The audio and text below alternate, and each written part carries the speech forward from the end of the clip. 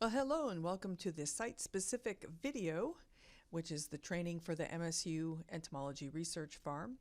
I'm Chris DiFonzo. I'm the field crops entomologist, but I'm also the faculty coordinator out at the farm too. So who should take this training? If you are a new employee, you have had to take worker protection standard training, probably through Zoom and EHS. And the second part of that training is to take site-specific training at the various farms that you're going to be working in. So this training would cover the entomology farm. You may have to take similar training at other places that you're going to work, like the horticulture farm or Trevor Nichols.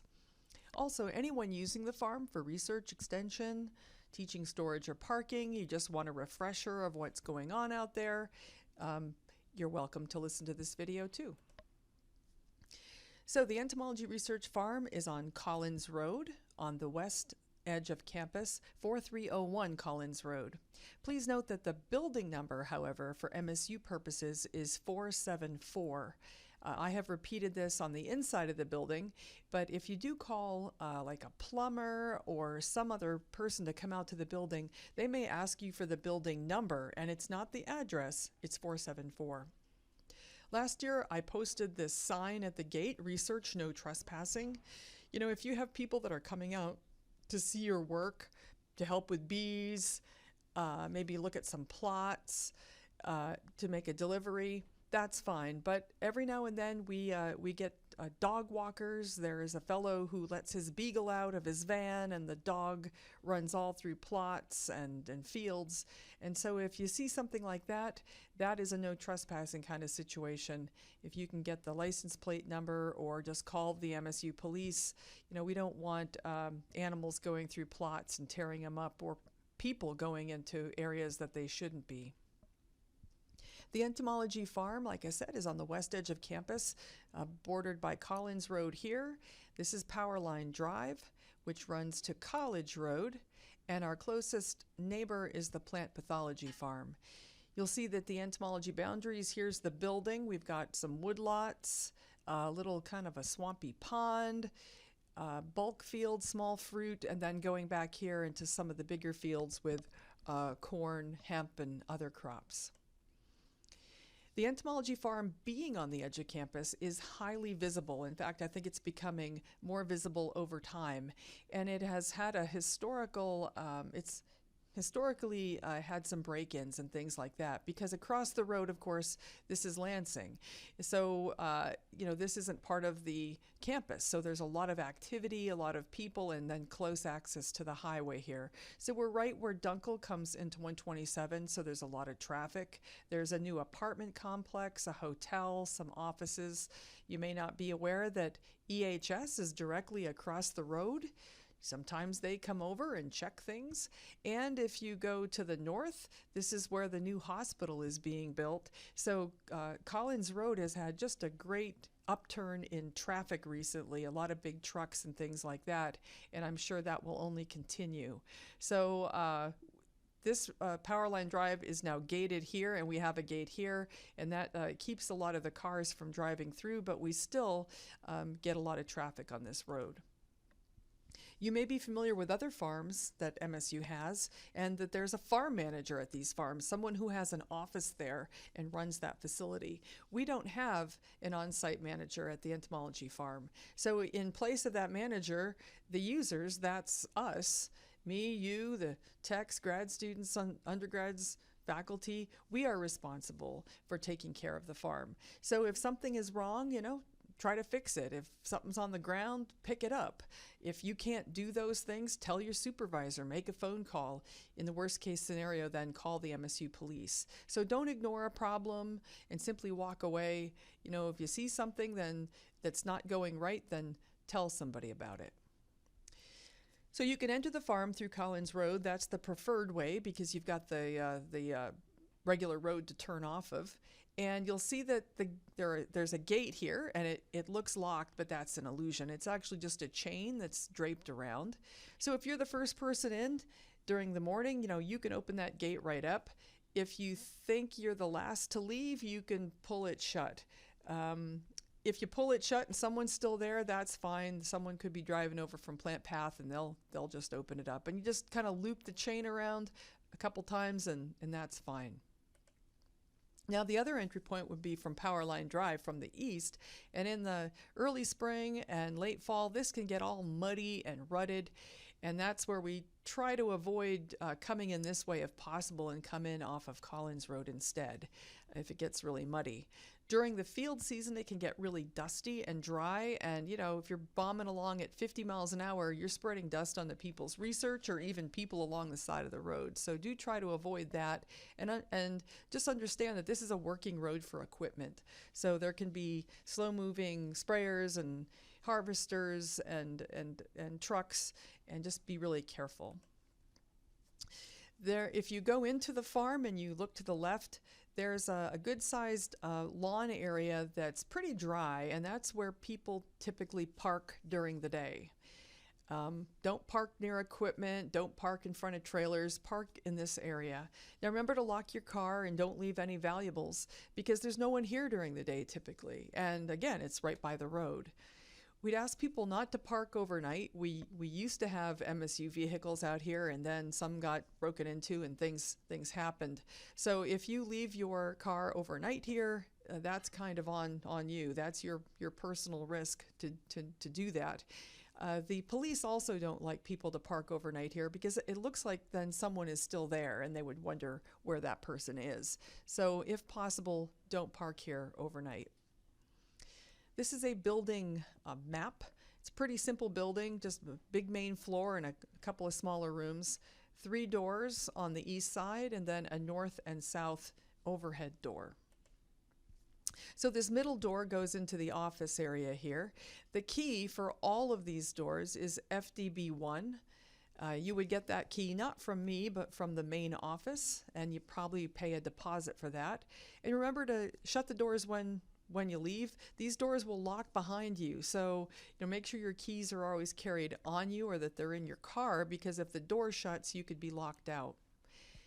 And these overhead doors are great to pull into and load your truck or your car.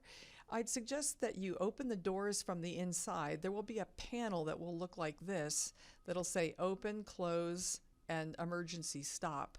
That's because these locks on the outside don't work very well, and I've tended to try now to just put duct tape over them because they just won't stay locked.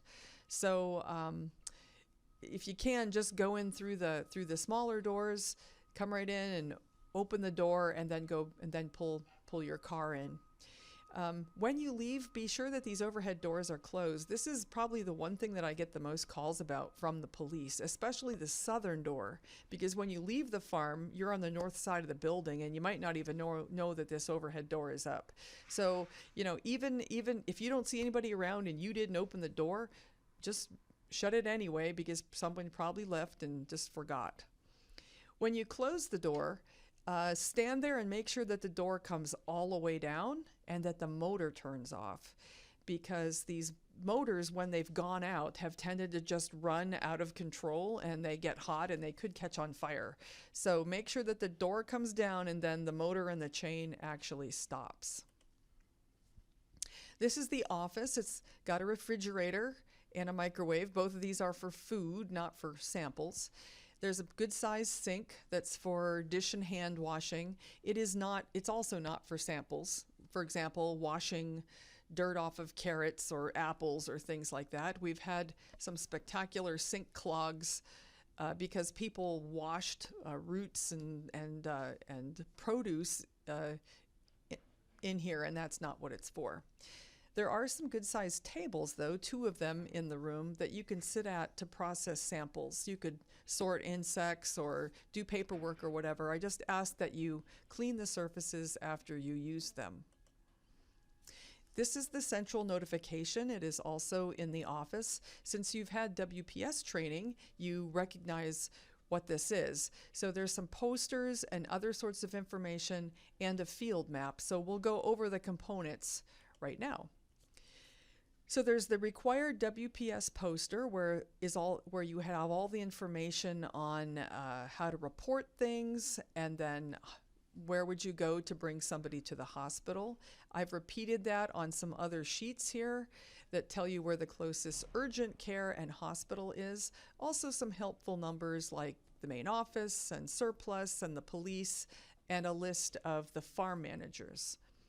If something did happen out at the farm, so like you cut yourself or somebody tripped and sprained an ankle and they had to go to the urgent care, there is an authorization to treat form that you're supposed to fill out and bring with you. And I have blank copies of that hanging at the pegboard as well. There's also some yellow books that are hanging on the pegboard, and these are for the pesticide record keeping requirements, and there's also an SDS binder. So this will be most pertinent to you if you are applying pesticides. So if you are going to apply any pesticides on the farm, you must record it in the binder. There are blank application sheets, and you just fill them out as you go, and all the required information is listed, and you would fill that out here. When you fill out this information, it meets WPS requirements and record keeping requirements. Now, if you are applying pesticides or mixing or loading, you need to be a certified commercial applicator. That isn't something that goes through MSU. It's something that goes through the Michigan Department of Agriculture. So if that is something you need to do, then check with your supervisor, or if they don't know, I guess you could ask me too, and I could send you in the right direction. So again, this binder and this information is for applying pesticides. Now, when you use pesticides, you also have to have a copy of the safety data sheet at the farm, and that is in the second binder. This binder could also contain SDS sheets for cleaners that you use, or Tanglefoot, or whatever else that you're using. I would urge each lab to update its sheets annually. Take out the products you're not using and replace or update it with products that you are. Even if you're not spraying and loading and applicating, you can access this information if you're curious on the SDS sheet or the application by just going to the binder and looking if you choose. Now there's a field map that's up on the pegboard, and you'll see not only is it a map to tell you what's in each field, it also would give you an idea of, if you wanted to collect, let's say in the orchard or the hemp, who might you call in order to get permission to do that. So don't enter fields unless they're your fields, or you know what's actually going on in there. Now the washers that are hanging in each field are either green or black. Green means good. It means no pesticides have been applied in that field, or the re-entry interval is expired. So if, say, you had a project to collect in this hemp, you could go in there because the washer is green. If it's black, as it is in this bulk cornfield, that means that something has been applied and it's still within the re-entry interval. And then you should stay out of that field until that re-entry interval is expired. Now, if you're the applicator, you have to remember to take your black washer and flip it over to green when the REI is expired. We do have a bathroom. It's a single seater.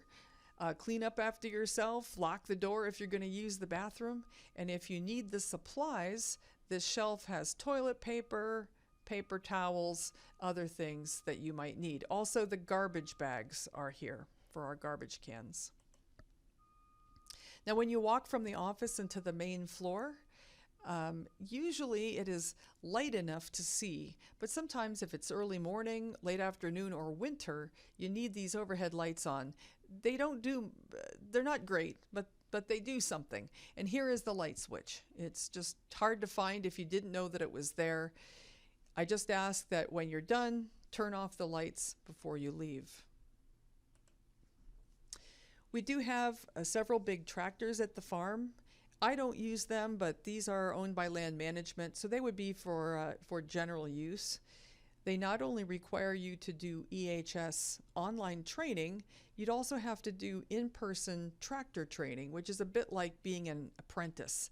That's a lot harder to do now at Entomology because I don't think we have any actual field technicians left in any of the programs that are actually doing planting and harvesting of crops.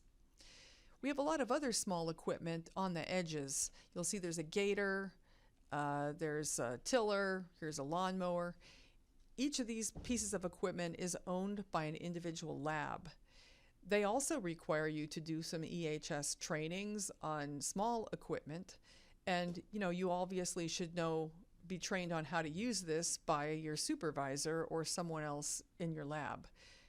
Don't borrow this equipment unless you have permission. That's all that we ask.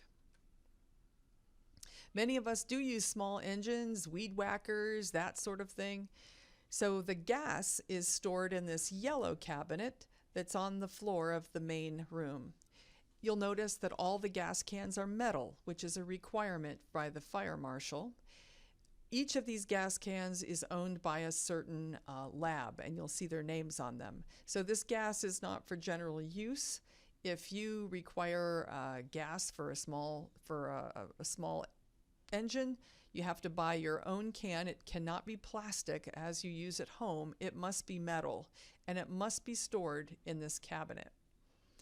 Now, next to this cabinet is a gray cabinet, and this is where some oil, antifreeze, some other engine supplies are located. Most of these are general use. They're not labeled. There might be something labeled in there that's owned by a particular lab, but a lot of the oil, if it's in there, you're welcome to use it. We might as well use it up. Now, along the edge of the main floor, there are individual areas for individual labs to store. This, for instance, says it's the Isaac lab. So from here to probably here, this is where the Isaac's lab back in this cubby hole has their stuff.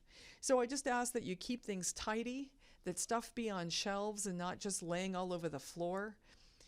There's a practical reason for this, and it is mouse control. Mice love clutter.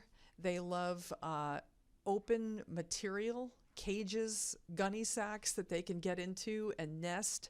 They will pee and defecate, and it's just terrible smelling. If you have seed or anything that they might eat, don't leave that open. Put everything into sealed tubs, a container like this, or a container like this, like a garbage can with a lid. All these things should be sealed up so that mice can't get in them, because when you have a lot of mice, they will chew everything, destroy stuff, and it can be really bad news. Above the individual storage area is a loft, and the same rules apply, although you can see here it looks kind of like stuff is everywhere. Each individual lab has a labeled section, labs that have space, and we should try to keep it clean, and again, no seed or organic matter or open cages and gunny sacks up there, because it just becomes like a mouse party. Near the office, the next room over is a field and spray equipment room. This is where different labs store their spray equipment, like their backpack sprayers and their booms. I would ask that this equipment be cleaned out before you put it in there. Otherwise, it just smells of pesticide and it's pretty bad. So you can see each lab has an individual area where they have their things stored. There are various requirements for CO2 containers. If you have CO2 containers stored here, be aware that they can only be a certain number of years old, and that is on you to make sure that you are up to code. There's also a few labs storing stuff in this space. It'd be great to get some more shelving in here so that stuff could be kept off the floor. But you'll see in the back, we do have an old freezer. It's not plugged in, it's just the empty freezer. And if you do have seed, you can put it into that freezer so that the mice don't get it. So that's just a tip. Now, we have spray equipment here, but we don't have pesticides here, or we shouldn't have pesticides here. There are individual storage units at the plant pathology farm, special vented storage units for pesticides used by the entomology department. So please do not keep pesticides in your individual lab areas. Again, we do get inspected, usually every year, by the fire marshal and EHS, and they look for these things specifically. So please make sure that your pesticides that you've used go back into that plant pathology storage unit area. We do have an eye wash. It is just outside the room where the spray equipment is at, and it's right here. Now this fume hood looks old, and it is. It's non-functional and probably heavily contaminated. This used to be where pesticide mixing and loading would take place. We no longer do that here, so that fume hood is just non-functional. The water isn't plumbed here, so just ignore it and don't use it. At the other end of the building, there's a shop. This is a good place to build stuff rather than the lawn or the road where you could drop nails, or the main floor where a tractor or car may drive. This is a good place because it's a lot of room. You got a nice table, and you do have some tools that are available. I do ask, it is a regulation to use eye and ear protection, both of which are here in this plastic box. And all of this equipment that's in this room, if you don't know how to use it, then you shouldn't be using it. It requires both EHS training, and somebody needs to personally train you on how to use the various saws and presses and such.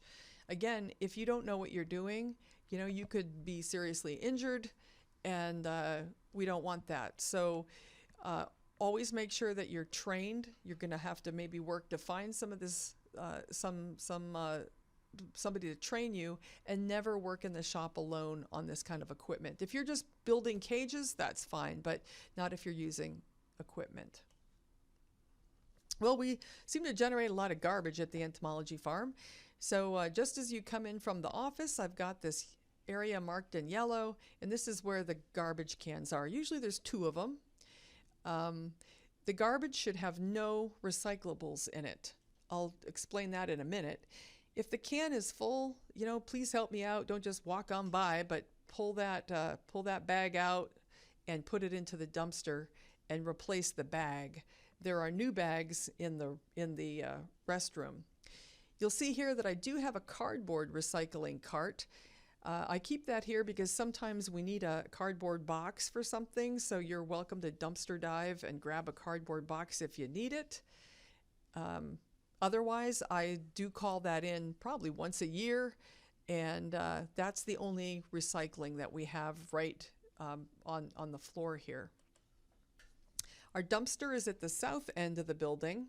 Again, MSU wants only actual garbage in the dumpster. They're paying for disposal. So no recyclables, no surplus items, no compostable things like sawdust or seed or soil. And please don't leave anything on the ground around the dumpster. People will oftentimes leave poles and scrap metal and lumber as if the guys emptying the trash will take that away. They won't. They only empty the dumpster. Meanwhile, I might run over that stuff with the lawnmower. So don't leave stuff around the dumpster. It's not going anywhere. It would have to be in the dumpster to be taken away. So what should you do with the other stuff? Well, I already told you that cardboard, we do have a bin. But for something like soil, seed, sawdust, please, bring that back to the field, dump it in the field, spread it out, maybe in the woods. Most of this stuff can go right back on the edge of a field and get worked in, unless it's low nematodes, and in that case, you're going to have to dispose of that properly. So again, we don't want compostable stuff going into the regular landfill through the garbage.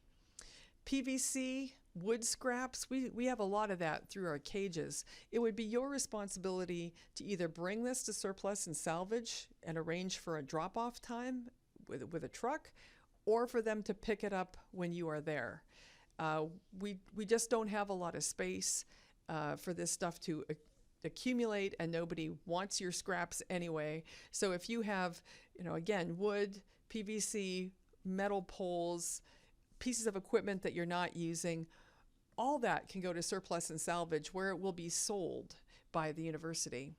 Small recyclables like plastic bottles, paper, random pieces of metal, please take that with you and drop that off at the public recycling center on Farm Lane. You're probably just driving right by it anyway. So we don't have, again, there's nobody to clean up for you. You're going to have to do this yourself. And in general, if you've got a spare minute, if you're trying to keep your crew busy, you can really help out by, taking a few minutes to sweep the floor, dust the office, go in and organize your storage area, grab some of the recycling and bring it down to the recycling center, or even, go into the yard if you see trash or sticks and pick those up. That's really helpful to me if people do that, so that I don't have to do all this stuff myself, essentially. Now, outside of the building, besides where I told you about parking, a lot of the lawn is actually pretty wet. This area here can be really wet, and we've got a big wet area along the edge and back over here. So I'd ask that you don't drive on the lawn if you can help it. When I mow, I'm going over ruts now where people drove in. If you're trying to get to the small fruit area, it's back behind here. You can go along the edge of the big woods, and that is a nice hard pack surface. But this lawn and this lawn, they tend to get really, really rutted if it's wet. And please don't build anything in the yard, or drop something and forget that it's there. All these things will kill the Exmark lawnmower, which is the only lawnmower we'll probably ever get. So pieces of rope and wood and hoses and wire, and I've seen it all in the lawn. And again, if you see stuff or you drop stuff, please remove it and throw it away. We get a lot of trash in the lawn. It's not from you guys, it's blowing from across the street, or people litter as they drive by. And again, if you're walking all across the lawn and you see a piece of litter, just pick it up and throw it away for me, because that takes me quite a bit of time to clean that darn lawn up. And also that goes with sticks. There'll be a lot of sticks in the parking area. Just throw the sticks into the woods and remove them from the yard. I really appreciate that. We do have a water on the outside of the building, and we put the hose up so that if I'm mowing, I don't run over the hose. Please don't run hoses across the lawn and leave them there, or across the driveway.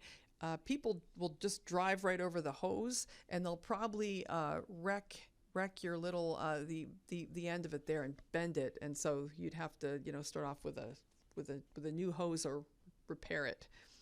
And again, if you use the water, just make sure it's off.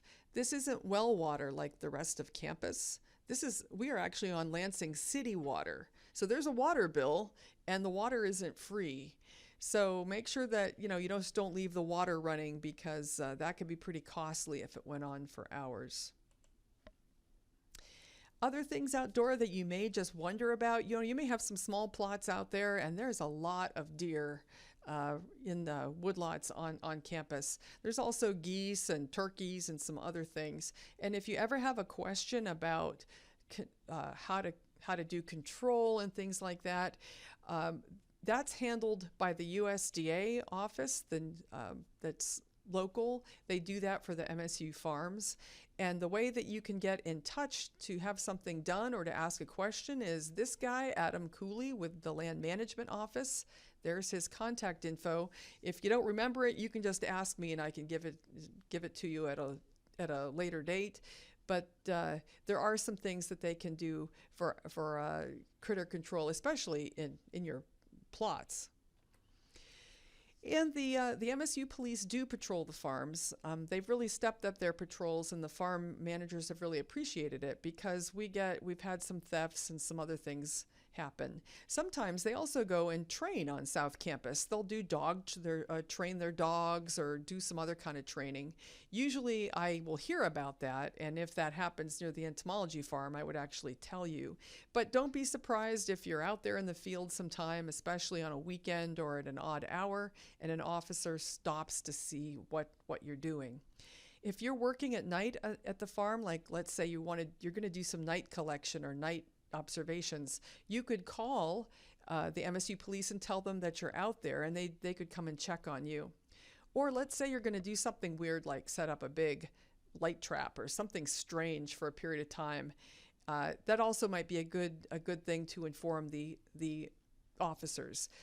These are the names of the two officers that are kind of university farm contacts. They're more familiar with the farms. They come out to the farms, and they would be the ones to call.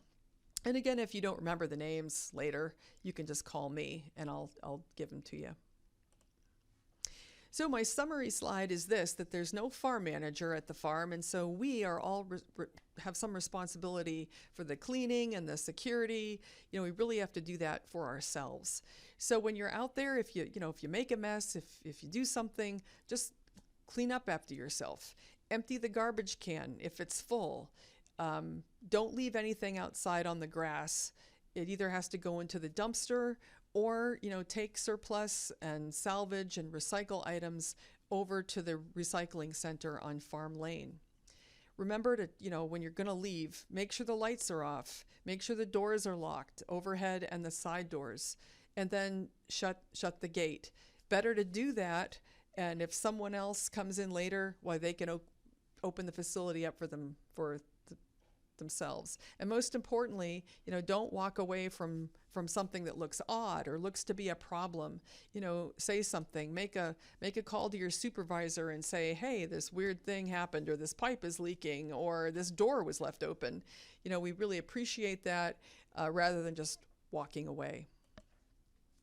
So if you are a new employee and you're watching this video, this is your site-specific training for the entomology farm. I would also suggest that you do a walkthrough with your direct supervisor to see where, your storage area is, and, look at those very specific things. But I will record this as your site-specific training.